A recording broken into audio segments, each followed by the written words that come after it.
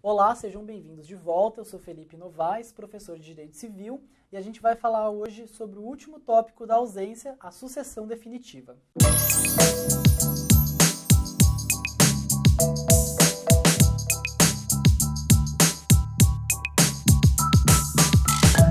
A justificativa maior naquela contextualização toda para a sucessão definitiva é a seguinte: já se passou um tempo tão grande do momento em que se perdeu a noção do paradeiro daquela pessoa que foi tida como ausente, sem que ela tenha efetivamente dado alguma notícia ou regressado, que o ordenamento vai, com um maior ânimo de definitividade e certeza, constituir aquela pessoa. Dentro da nossa contextualização, o grande fundamento da sucessão definitiva é o seguinte: o lapso temporal entre o ausente ter perdido o seu contato e dele se ter notícias e o tempo presente, o tempo que se passou foi tão grande que o legislador já vai ter como lícito presumir com um grau de certeza muito maior que essa pessoa efetivamente não vai mais voltar.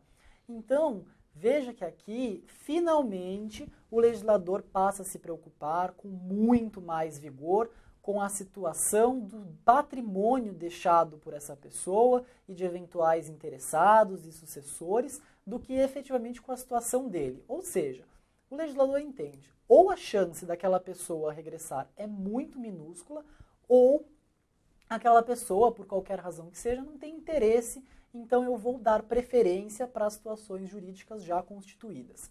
Então, esse ânimo de maior definitividade é o que vai permear o instituto da sucessão definitiva. A gente vai ver que aqui já não tem mais garantias, já não tem mais condições, o que vai dar muito mais liberdade para os sucessores que são constituídos definitivamente. Primeiramente, vamos falar dos requisitos da sucessão definitiva, que é especialmente prazo. Quando a gente fala da ausência e do avanço das fases, a gente está falando basicamente de um transcurso do tempo que vai se consumando sem que haja notícia do paradeiro da pessoa. Então, tudo que ela precisa fazer para que o instituto avance é não aparecer. Basicamente, em termos gerais, é isso. Então, veja, o prazo para se iniciar a sucessão definitiva é bastante longo. Esse prazo, ele é de 10 anos, olha só que prazo longo. Veja o quanto o legislador se preocupa com a situação do ausente, né? 10 anos, e em que momento eu consigo contar? Do trânsito em julgado, da decisão que constituiu a sucessão provisória, lá nos termos do artigo 37.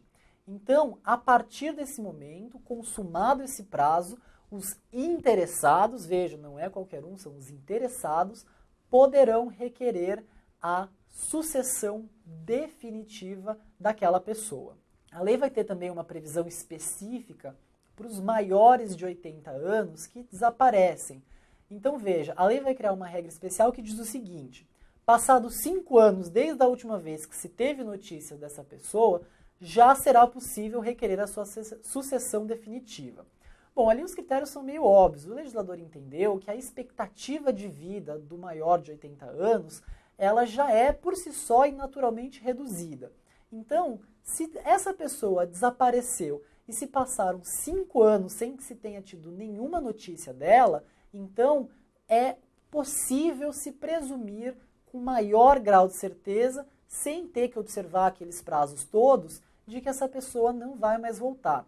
E por conta disso, então, do momento que ela desapareceu e a partir desses 5 anos, será possível requerer a sucessão definitiva para o maior de 80 anos. Bom, na sucessão definitiva, a gente já tem a aplicação, basicamente, dos institutos do direito sucessório puramente ditos. Então, é como se tivesse tido efetivamente uma morte presumida ou a morte materializada que a gente falou lá da primeira aula. Aqui o legislador vai estar menos preocupado com detalhar os garantimentos patrimoniais no caso da pessoa retornar e muito mais preocupado em efetivar essa partilha dos bens e já realizar as divisões e constituir a quem de direito suas responsabilidades e direitos definitivamente, com ânimos mais definitivos.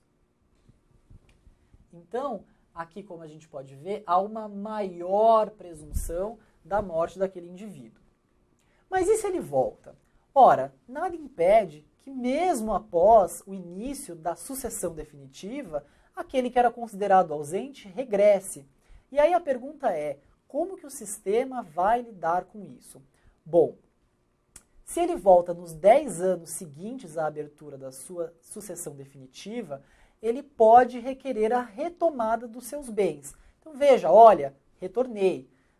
É um prazo bastante longo. Então veja, ele tem que, olha só o nosso ΔT, deixa eu ir para um... Vamos entender o quanto tempo isso demora numa linha do tempo que vai ser muito mais fácil. Olha só. Então aqui você teve o evento em que ele vai se tornar um ausente. Aí você vai ter a arrecadação dos bens e a declaração do Estado juiz de que aquela pessoa está num estado de ausência e que não se conhece seu paradeiro. Aí você vai avançar no tempo e você vai ter aqui nessa fase a curadoria, no caso de ter sido nomeado um curador, ou a fase em que o mandatário, dependendo da situação, vai cuidar. Aqui a gente está falando na gestão do patrimônio desse ausente, ok? Aí a gente vai ter a abertura da sucessão provisória. Quais são os prazos da sucessão provisória? Se tiver mandatário, 3 anos. Se não tiver, 1 ano.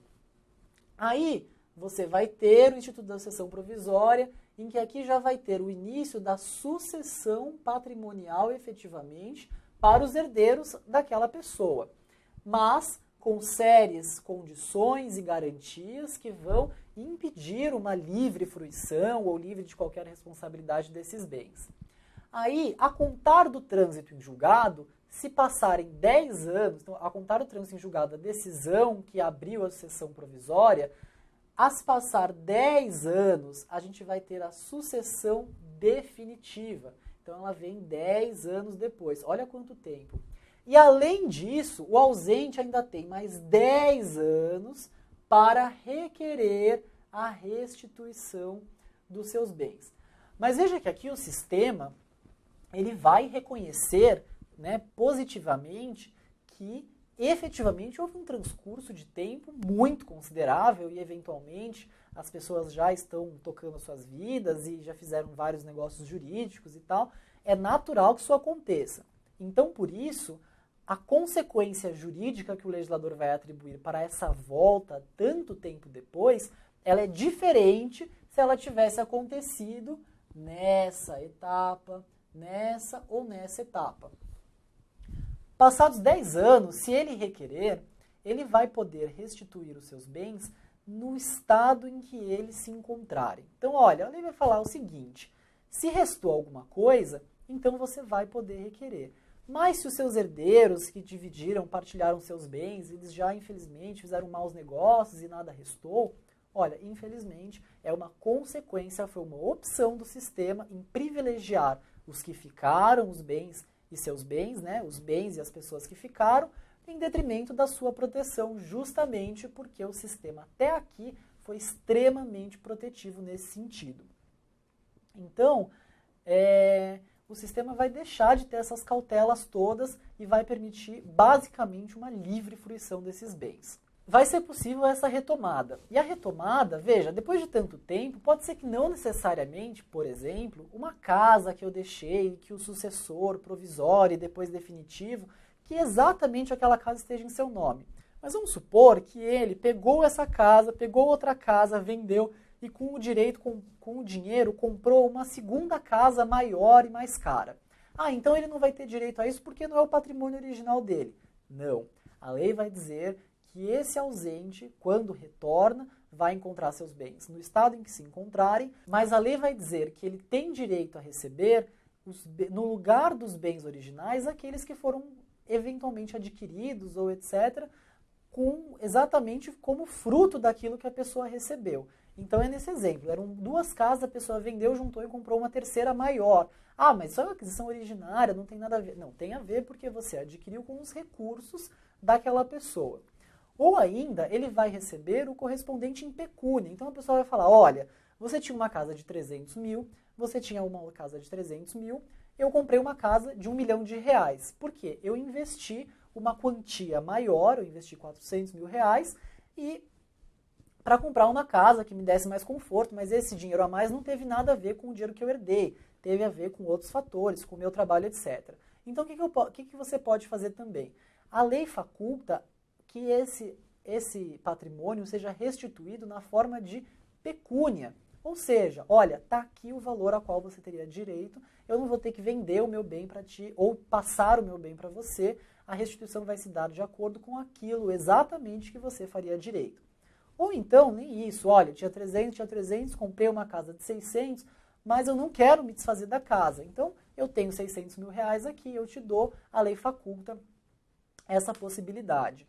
Então, a gente consegue observar que a proteção que existe, ela é muito menor e não mais vai garantir qualquer restituição intacta do patrimônio do ausente desde o momento em que ele desapareceu.